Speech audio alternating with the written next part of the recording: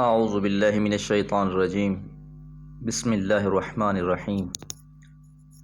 ثم بعثنا من بعدهم موسى وهارون إلى فرعون وملئه بآياتنا فاستكبروا وكانوا قوما مجرمين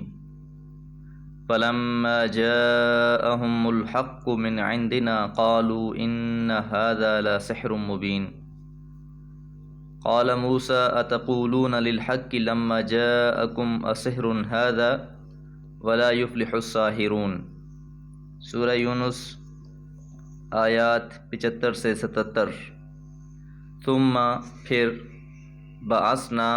ہم نے بھیجا، ہم نے مبعوث کیا، من بعدہم ان کے بعد۔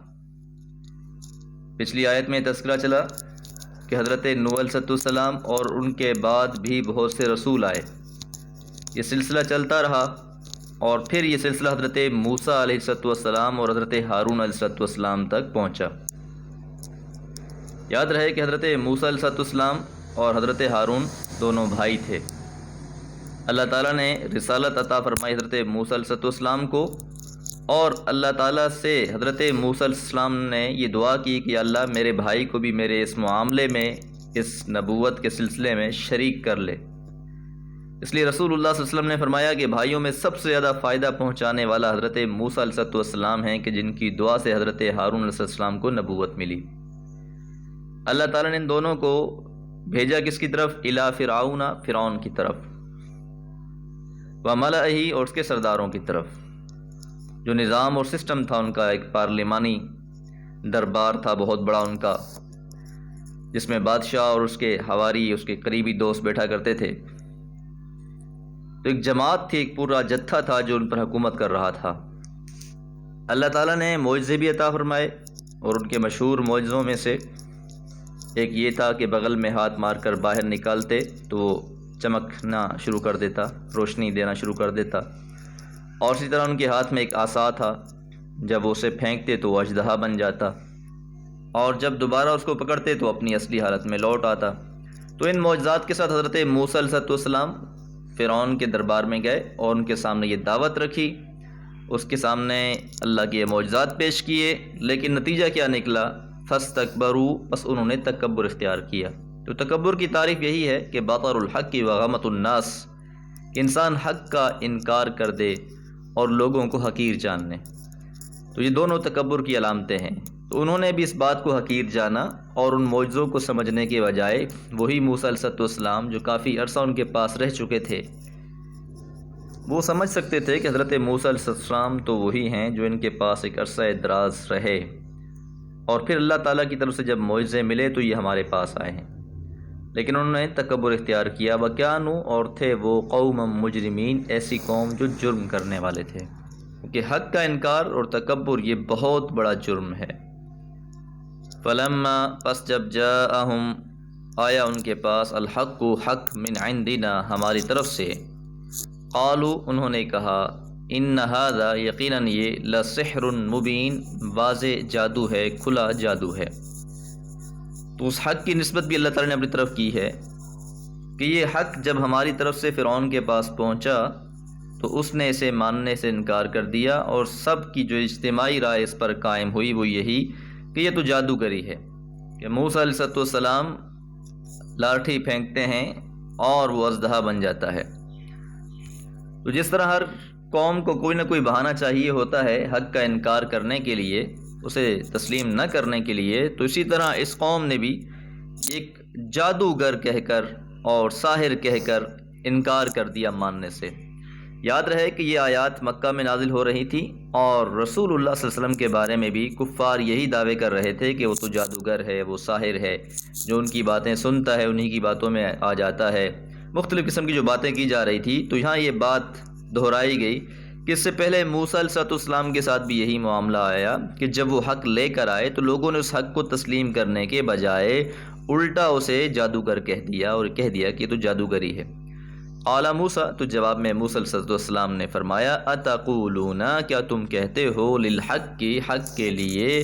لما جاءکم، جب کہ وہ آ چکا ہے تمہارے پاس، اسحر ھذا، کہ کیا یہ جادو ہے؟ یہاں آپ ایک بلاغت پہ غور کیجئے کہ موسیٰ علیہ السلام نے حق کا تذکرہ کیا، تقولون للحق، کہ کہا تم حق کے بارے میں کہتے ہو جب وہ تمہارے پاس آ گیا، اسحر ھذا، کہ یہ جادو ہے۔ لفظ سحر کے ساتھ اپنے حق کا تذکرہ نہیں کیا، کیونکہ جادو کبھی حق نہیں ہوتا، اور یہ جو الزام لگا رہے ہیں یہ بے سر و پا ہے۔ وَلَا يُفْلِحُ السَّاحِرُونَ، اور نہیں فلاح پاتے ساحر لوگ۔ یاد رہے کہ سحر اور معجزے کے درمیان جو فرق ہے وہ اصلاً منطق یعنی کلام سے نمایاں نہیں ہو سکتا، بلکہ دونوں کی ظہور کی نوعیت اور اذہان و قلوب پر دونوں کے اثرات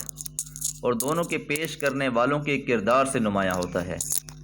اور ولا یفلح الساحرون میں یعنی کبھی ساحر پائیدار کامیابی سے ہمکنار نہیں ہوتے، ان کی کرشموں اور شعبدوں کی چمک دمک عارضی ہوتی ہے، بالخصوص جب وہ حق کے مقابلے میں آتے ہیں،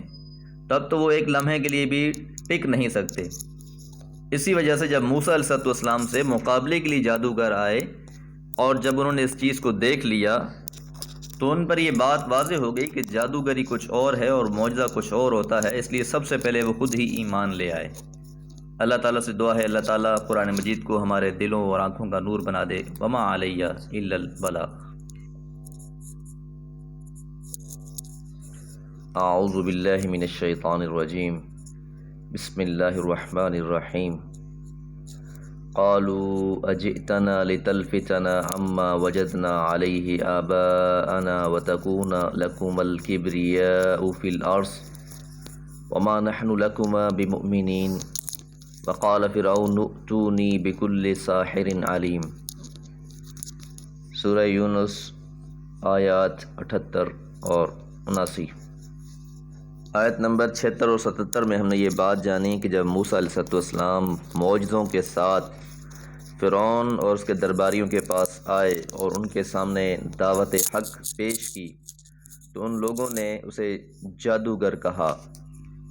اور آپ کے معجزوں کو جادوگری کہا۔ حضرت موسیٰ علیہ السلام کی شخصیت سے وہ لوگ واقف تھے، آپ نے بچپن، لڑکپن، جوانی انہی کے درمیان گزاری تھی۔ اب وہ سمجھتے تھے کہ یہ جادو نہیں ہے، لیکن جب کوئی بات نہ بن پڑی تو انہوں نے دو قسم کے اقدام کیے۔ پہلا اقدام تو پروپیگنڈا، کہ انہوں نے یہ بات کہنا شروع کر دی کہ قالو، انہوں نے کہا اجئتنا، کہ کیا تم آئے ہو ہمارے پاس، لتلفتنا، کہ تم ہم کو ہٹا دو، اما اس سے، وجدنا، جو پایا ہے ہم نے، علیہ آبانا، یہ جس پر پایا ہے ہم نے اپنے آبا و اجداد کو، کہ ہمارے آبا و اجداد سے ایک جو نظام اور سسٹم چلا آ رہا ہے اس نظام اور سسٹم سے تم ہمیں ہٹانا چاہتے ہو۔ یہاں یہ بات ذہن نشین رہے کہ مصر کے جو اصل آباد کار تھے وہ فرعون اور آل فرعون ہی تھے، اور پھر حضرت یوسف علیہ السلام کے زمانے میں آپ اپنے خاندان کے ساتھ مصر میں منتقل ہوئے اور آہستہ آہستہ بنی اسرائیل کی تعداد بڑھتی گئی۔ وہاں جو موجود قوم تھی فرعون کی، قبطی جسے کہا جاتا تھا، تو اس نے یہ بات مشہور کرنا شروع کر دی کہ یہ لوگ چاہتے ہیں کہ تمہارا نظام اور حکومت جو سلسلہ چل رہا ہے اس کو ختم کر کے یہ بنی اسرائیل اس پر قابض آ جائیں۔ تو فرعونیوں کا یہ فکرہ نہایت زہر آلود ہے کہ انہوں نے اپنی قوم کو حضرت موسیٰ علیہ السلام اور حضرت ہارون علیہ السلام کے خلاف بھڑکانے کے لیے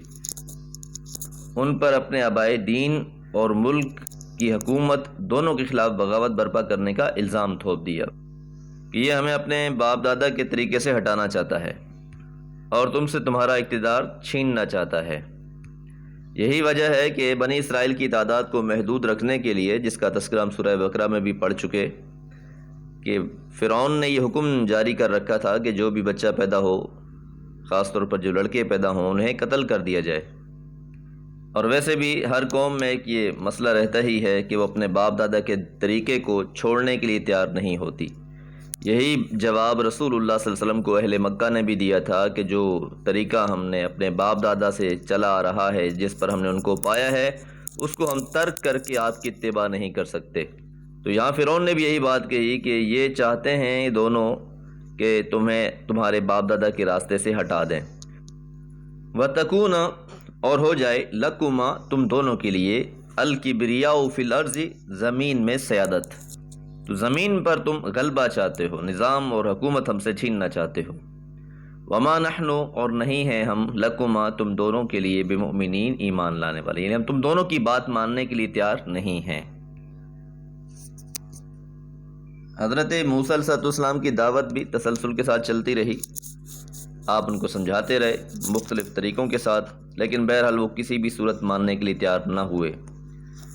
اور ساتھ وقال فرعون اتونی بکل ساحر علیم، رہے وہ بات جو حضرت موسیٰ علیہ السلام کے معجزے تھے، تو اس کا توڑ کرنے کے لیے فرعون نے ایک اور چال چلی، اور وہ چال یہ تھی کہ قال فرعون، اور کہا فرعون نے، اتونی بکل ساحر علیم، لے آؤ، اتونی میرے پاس، بکل ساحر، ہر ایک ساحر کو، علیم جو خوب جاننے والا ہو۔ فرعون اور اس کے درباریوں سے یہ حقیقت تو مخفی نہ ہو سکی کہ نہ تو حضرت موسیٰ علیہ السلام ساحر ہیں، اور نہ جو کچھ وہ پیش کر رہے ہیں وہ سحر ہے، لیکن چونکہ ان کی بات مان لینے کی صورت میں اس کو اپنی اور اپنی مظلومہ خدائی کی موت نظر آ رہی تھی، تو اس سے راہ فرار اختیار کرنے کے لیے اس نے پورے ملک میں اعلان کر دیا کہ جو بھی جادوگر ہیں، ساحر ہیں، بڑے بڑے، وہ تمام کے تمام لوگ جمع ہو جائیں، اور پھر اس دن حضرت موسیٰ علیہ السلام کے ساتھ مقابلہ کر کے آپ کے معجزوں کو شکست دی جائے۔ اور وہ اس طریقے سے بھی اپنی قوم میں اپنی برتری کا ثبوت پیش کرنا چاہ رہا تھا۔ وقت کرتا ہے پرورش برسوں، حادثہ ایک دم نہیں ہوتا۔ وہ تو اپنی طرف سے تمام جادوگروں کو بلا کر ان سے حضرت موسیٰ علیہ السلام کا مقابلہ کرانا چاہ رہا تھا کہ شاید اس طرح بات بن جائے، اگرچہ ایک صریح حماقت تھی، لیکن کسی حقیقت کو نہ ماننے کی خواہش ایک ایسی خواہش ہے جس کی خاطر انسان بہت سی حماقتیں کر گزرتا ہے۔ اللہ تعالیٰ سے دعا ہے اللہ تعالیٰ قرآن مجید کو ہمارے قلوب اور اجساد کی شفا کا ذریعہ بنا دے۔ وما علیہ الا البلاغ۔